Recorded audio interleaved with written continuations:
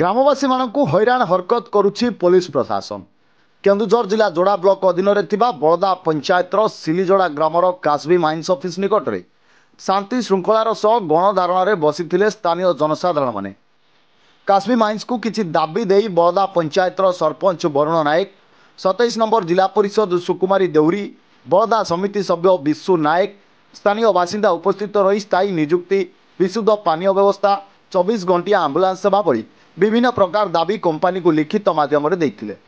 କିନ୍ତୁ କାଶ୍ମୀ mines company ସ୍ଥାନୀୟ police force ଲଗାଇ ଶାନ୍ତି ଶୃଙ୍ଖଳାରେ ବସିଥିବା ଧାରଣାଧାରୀ ଲୋକଙ୍କ ଟେଣ୍ଟକୁ ଜେସିପି ସାହାଯ୍ୟରେ ଭାଙ୍ଗି ଫୋପାଡ଼ି ଦେଇଥିଲେ, ଯାହା ଆପଣମାନେ ଏହି ଭିଜୁଆଲରେ ଦେଖିପାରୁଥିବେ। ଖଣି ପ୍ରଭାବିତ ଲୋକମାନେ ନିଜ ଅଧିକାର ପାଇଁ କିପରି ବର୍ଷାରେ ଛୋଟ ଛୋଟ ଛୁଆଙ୍କୁ ଧରି ଭିଜି ଭିଜି ଧାରଣାରେ ବସିଛନ୍ତି ତାହା ଦେଖିଲେ ଆପଣଙ୍କ ହୃଦୟ ଭାଙ୍ଗିଯିବ। ପ୍ରଶାସନ ଟେଣ୍ଟ ଭାଙ୍ଗିଦେବାରୁ ଲୋକମାନେ ଏପରି ଦୁର୍ଦ୍ଦଶାରେ ପଡ଼ି ଧାରଣା ଦେଉଛନ୍ତି। ଏବେ ପ୍ରଶ୍ନ ଉଠୁଛି, କାଶ୍ମୀ ମାଇନ୍ସ କାହା ଇଙ୍ଗିତରେ କରୁଛି କାମ? ଅନ୍ୟପଟରେ ନିରପେକ୍ଷ ହୋଇପାରୁନି ଖଣି ଅଞ୍ଚଳ ପୁଲିସ। ଖଣି କମ୍ପାନୀର ଏଜେଣ୍ଟ ସାଜୁଛି କି ମାଇନ୍ସ ଅଞ୍ଚଳର ପୁଲିସ?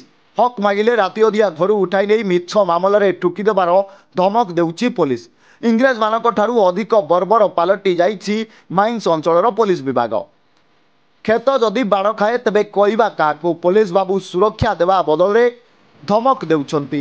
ପୋଲିସ ବାବୁଙ୍କ ଏଭଳି ବ୍ୟବହାରକୁ ଜନତା ସହିବେ କିପରି? କେନ୍ଦୁଝର ଜିଲ୍ଲାରେ ଖଣି ଖାଦାନ ମାଲିକଙ୍କ ପାଇଁ ପୋଲିସ ବାବୁଙ୍କ ଏଭଳି ଚିନ୍ତାଧାରା କମ୍ପାନୀ ପ୍ରତି ମଧୁଚନ୍ଦ୍ରିକା ରଖି ନିରୀହ ଆଦିବାସୀଙ୍କ ଉପରେ ବୈମାତୃକ ଭାବ କାହିଁକି କରୁଛି ପୋଲିସ ପ୍ରଶାସନ? ଏବେ ପ୍ରଶ୍ନ ଉଠୁଛି, ପୋଲିସ ପ୍ରଶାସନ କାହାର ଇଙ୍ଗିତରେ ନାଚୁଥିବା କାଠ କଣ୍ଢେଇ ପାଲଟି ଯାଇଛି?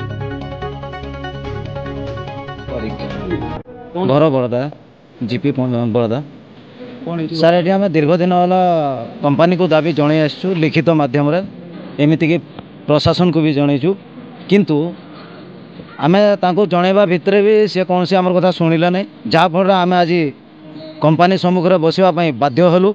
किंतु गतकाली जो घटना घटी एटा हवा कथा नहीं। आम कंपनी को पूरा दृढ़ भाव में निंदा करुचु एवं आम केबे भी ताकू समर्थन देबु नहीं जदि से ए प्रकार करे। कहीं प्रशासन उपस्थिति एठी लोक मैंने मौलिक अधिकार पाऊना, लोक मैंने स्थायी निजुक्ति पाऊना, कंपनी थी आम लाभ कौन? जदि ये कंपनी आमर कथा कौन सी कथा ग्रहण न करुच्ची आगामी दिन रे भविष्य रे आम या बड़ धरण आंदोलन करूँ। यह ही आम निष्पत्ति। केन्दुझर जोड़ारू सीताराम दीक्षित रिपोर्ट, न्यूज 18+ ओडिया।